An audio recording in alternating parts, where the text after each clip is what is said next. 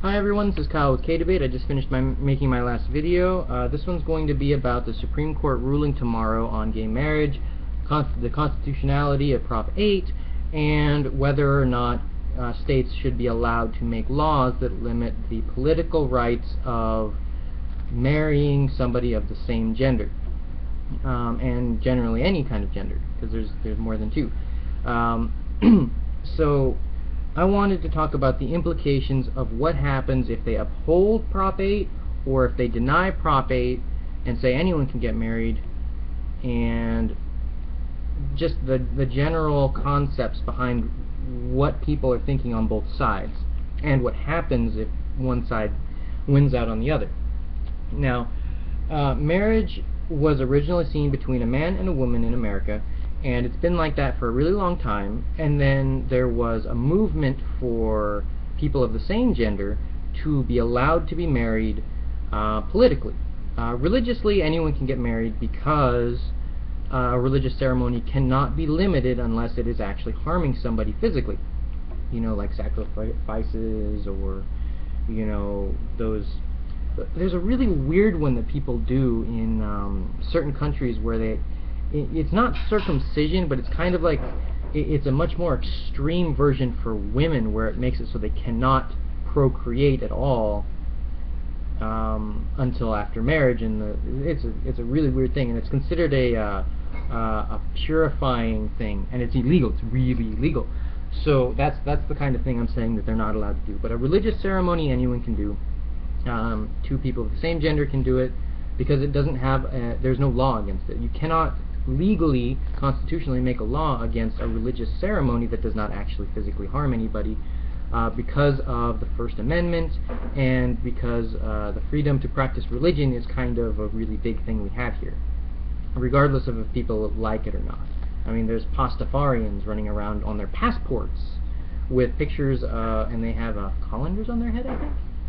So, you know, even if people are extremely offended by something, that is not a basis for law. Being offended is not the same as being harmed. It can be, because that's sometimes considered slander or outright hostile bigotry, which is also, you know, considered a hate crime. But you have to have more than just offense to something. There has to be intent. There has to be, you know, long-lasting implications of damage. Otherwise, you know, he called my mama a bad name, so therefore he should go to jail. No, there's no law like that. There are specific laws against, you know, slander, which is damaging to somebody's reputation. That's very different. That's saying lie as fact, pretty much. In this regard, though, this is a religious practice that is being treated politically in this regard for gay marriage, and it's really important to differentiate the two, because there really isn't the government is not allowed to make laws about religious practices. So if you argue that gay marriage is a religious right, then by that standard you cannot make a law limiting that. So you cannot say they're not allowed to get married just because we don't like it, because now you're saying it's a theocratic law as opposed to political, and that's not how it works. We're not allowed to, in the Constitution, we are not allowed to make laws to govern religious bodies. So you have to say this is a political argument, not a religious argument, and that opens up discussions on whether or not it's moral, because laws are generally used to uphold moral consequence, where people that lack morals need the laws to make them act moral. And generally the term moral means something that helps society and the individuals within it, and the government's bodies, you know, an authority to help regulate it. So there's a lot of different levels that you have to understand the implications for. Now, gay marriage, if it's not considered a religious law, for or against, because Prop 8 is specifically political, if in this regard, then upholding it as a political right, what are the moral implications of allowing or not allowing, or specifically, what's the word, blocking the rights of people that want to get married who are of the same gender versus that are of different gender. Marriage has always been considered a religious right, but in a political format. That's why it's so difficult to pin down. And for the past several, I believe it's been 20, 30 years, there's been a very strong social movement of what are our social rights, what are the rights of the people. And because arguing the religious aspect of it, that's a losing battle for both fronts. So what are the rights, as a human, what are our rights?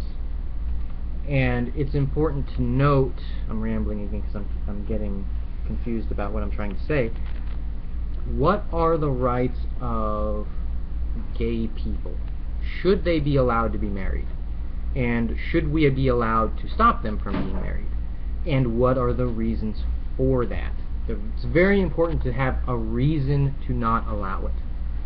Now, the main reasons that I've heard over the course of the past several years, and a lot in the past couple of days, was the moral fiber of society, the slippery slope argument of damaging future generations with immoral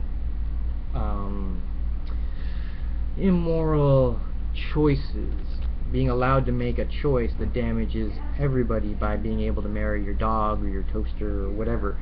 And that one I don't give much clout to, mainly because the slippery slope argument is it's a fallacy. It's basing cultural change purely on law, where yes, the law has basic control over what can or can't be done and can shape morality, but an unjust law, or a law out of fear of becoming an unjust law, then you're limiting, or at least misunderstanding, law in culture. Culture grows symbiotically with law, but law does not control culture. Culture is generally the basis for new law. So the slippery slope argument is pretty much saying, because these laws are being made, that our culture will follow negatively. And overall, that saying that will happen is a fallacy, because its potential is not grounds for factual, just flat out that it will happen. A fear should not limit somebody's rights. The fear of terrorists blowing up McDonald's, so people make laws against going to McDonald's. Here, let me use an actual example, because that one's dumb. Airports. People are complaining a lot about the safety measures in airports and immigration and all these things, because terrorists could attack you and blow up a lot of people and kill a lot of people, and there are laws, but then there are people fighting these laws because they fear that the slippery slope argument of, if the government starts controlling the airports, then eventually you're going to have to strip down nude and have an x-ray and do all these random crazy things, which is technically kind of true right now with those weird machines. But there's also one in, I believe, Iraq, Iran, or Afghanistan, that all it does is you go into this machine and it detonates any explosives you have on you, which that's pretty persuasive, I think, as a dissuasion. Is that the word? Dissuasion tactic. And that one's less invasive, though extremely scary.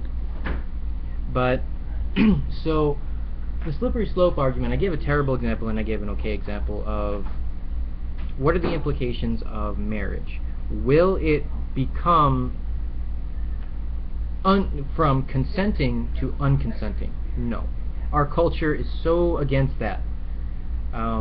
the idea that marriage will become between a consenting adult and a non-consenting adult, or a consenting adult and a child, or a consenting adult and an animal, that culturally cannot happen at this point. If our culture were to somehow become different, then it's a potentiality, but then we'll have a lot of problems anyway. So I don't think that particular one has clout.